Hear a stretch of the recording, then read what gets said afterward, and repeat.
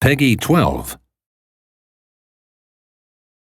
Welcome to the world of Grand Ages Medieval.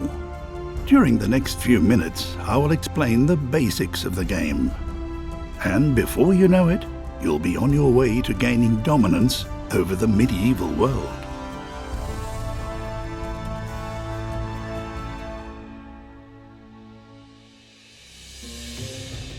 Build your empire. At the beginning of the game, you have the option of choosing between campaign, multiplayer mode, and an open game. Campaign is the best place to start in the world of Grand Ages Medieval.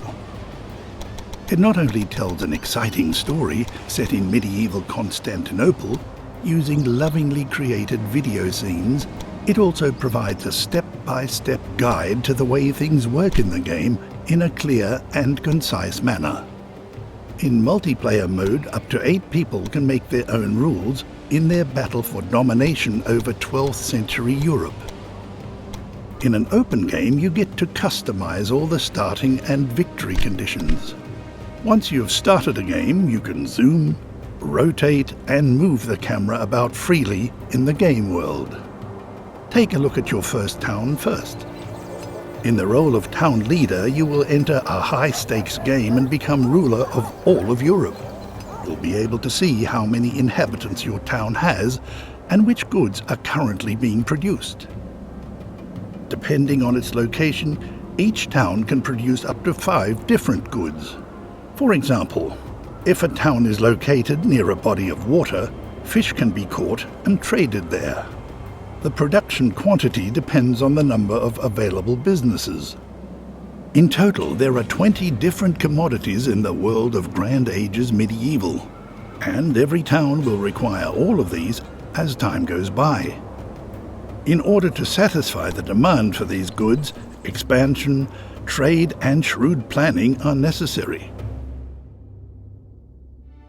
Discover the world. Use scouts to explore the area around your first town, and you will soon encounter other towns. Use the diplomacy menu to establish contact with their respective leaders and negotiate various treaties, make demands, or offer gifts. Apart from the quality of your offer, the success of your diplomatic endeavors also depends on your sympathy value with the corresponding leader. To increase your sympathy value, you can, in addition to gifts, increase the town's prosperity with brisk trade. In order to do so, your traders will require a well-developed network of roads.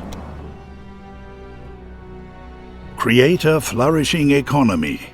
Once you have found trading partners and developed your road network, you will be able to hire traders at the inn.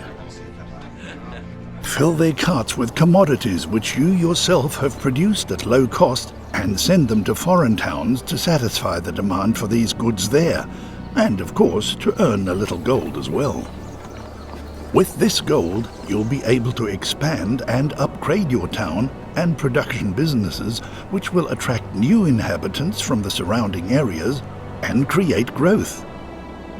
But beware, as the town grows, so too will the needs of your people, which must also be satisfied.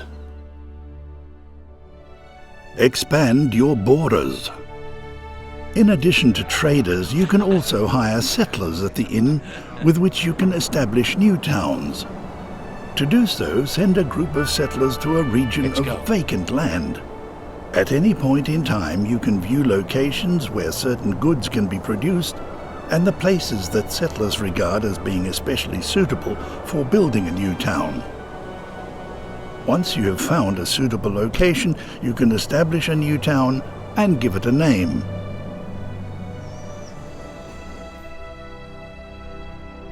Recruit a terrifying army. The larger your empire grows, the more important it will become to defend it with courage and cold steel.